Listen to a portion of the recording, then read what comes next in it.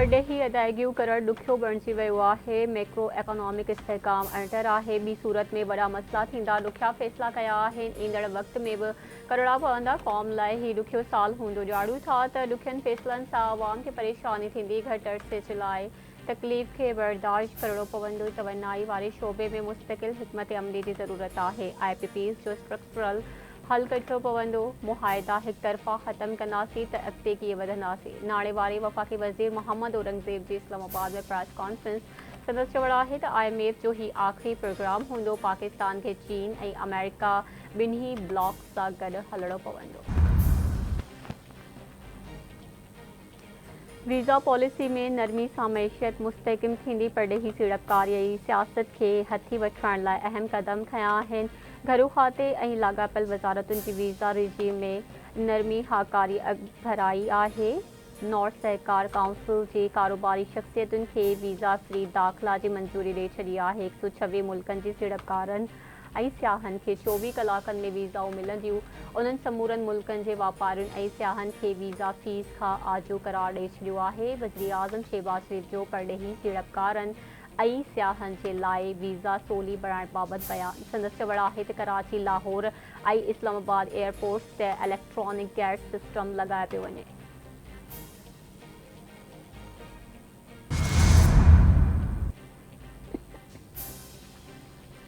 हुकूमत ऐं जमायत इस्लामी जे विच में ॻाल्हियुनि जो पहिरियों दौर मुकमल। जमायत इस्लामी जे गिरफ़्तार समूरनि कारकुननि खे आज़ादु करण जो ऐलान।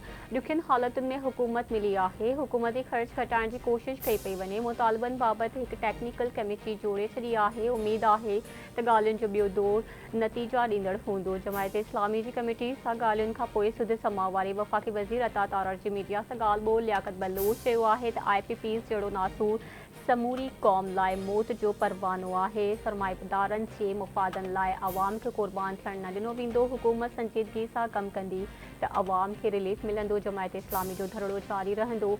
हुकूमत सां ॻाल्हियुनि जो ॿियो दौरो सुभाणे थींदो। महांगाई, टैक्स, बिजली बिलनि में इज़ाफ़े ऐं IPPs ख़िलाफ़ जमायत इस्लामी जो लियाकत बाग रावलपिंडी में 3 ॾींहं बि एहतजाजी धरणो जारी। हाफ़िज़ नईमुर रहमान हिकु भेरो ॿीहर IPPs सां मुआहिदो ख़त्म करण जो मुतालबो करे छॾियो। संदसि चवणु आहे त मक़सदु हासिल करण लाइ पुरअमन सियासी जदोजहद खां सवाइ ॿियो को रस्तो नाहे। एहतजाज असांजो जमहूरी ऐं आइनी हक़ आहे। असां मुतालबा पेश करे छॾिया आहिनि। बिजली जी क़ीमतुनि में घटिताई आंदी वञे। ज़ालमाणा टैक्स बिलनि मां हटाया वञनि।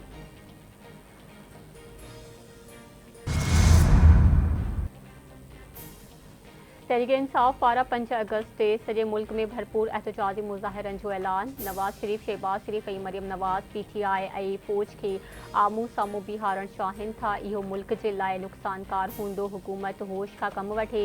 नयूं चूंडूं ई मुल्की मसइलनि जो वाहिद हल आहिनि। PTI अॻवाणो मरयूब ऐं असद कैसर जी गॾियल प्रेस कॉन्फ्रेंस। संदसि चवणु आहे त तहरीक इंसाफ़ जे 41 MNAs खे टारगेट कयो पियो वञे। MNAs जे ख़िलाफ़ कार्रवाई ते सुप्रीम कोर्ट पाण मुरादो नोटिस वठे। इस्लामाबाद जी district and session court PTI अॻवान रऊफ़ हसन ऐं ॿियनि जवाबदारनि खे पीका एक्ट तहत दाख़िल केस में 2 ॾींहं जे जिस्मानी रिमांड ते FI हवाले करे छॾियो।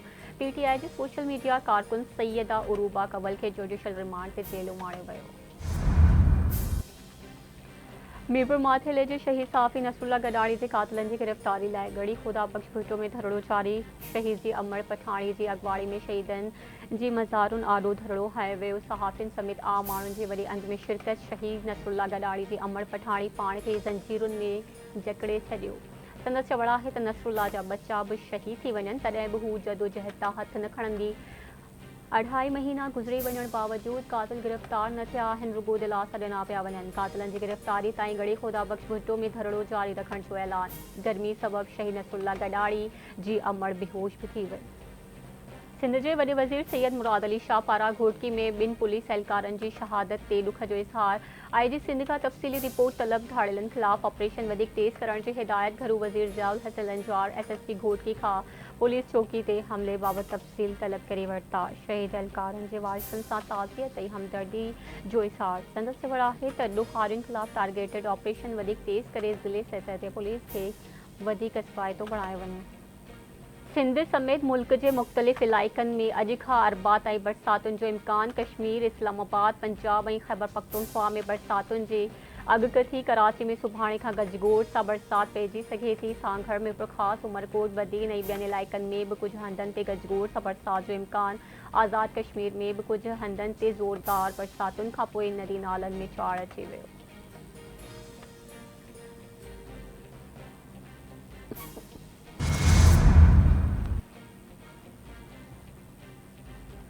पाकिस्तान समेत सॼी दुनिया में हेपाटाइटिस बाबति आगाही जो आलमी ॾिहाड़ो मल्हायो वियो। सदर आसिफ अली ज़रदारी जो चवणु आहे त हेपाटाइटिस आलमी सतह ते तमामु वॾो चैलेंज आहे।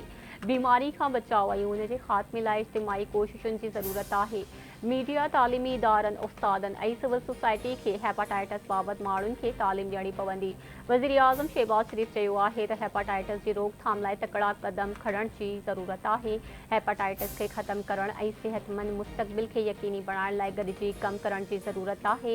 हेपाटाइटिस हिकु ख़ामोश वबा आहे जेका सॼी दुनिया में लखे माण्हुनि खे मुतासिर करे थी। वक़्ति सिर इलाज न थियण सां इम्कानी तौरु शदीद मसइला पैदा थी सघनि था। हेपाटाइटिस जी रोकथाम खे तरजीह ॾियणी पवंदी। ईरान जे supreme leader Ayatollah Ali Khamenei Masoud Pezeshkian जे सदर तौरु मंज़ूरी ॾेई छॾी। ईरान जो नओं चूंडियल सदर मसूद पिज़ेश्कियान अङारे ते हलफ़ खणंदो। ईरानी सदर जे हलफ़ बर्दारी तक़रीब में वज़ीर आज़म शहबाज शरीफ़ समेत 70 परॾेही मेहमान शिरकत कंदा।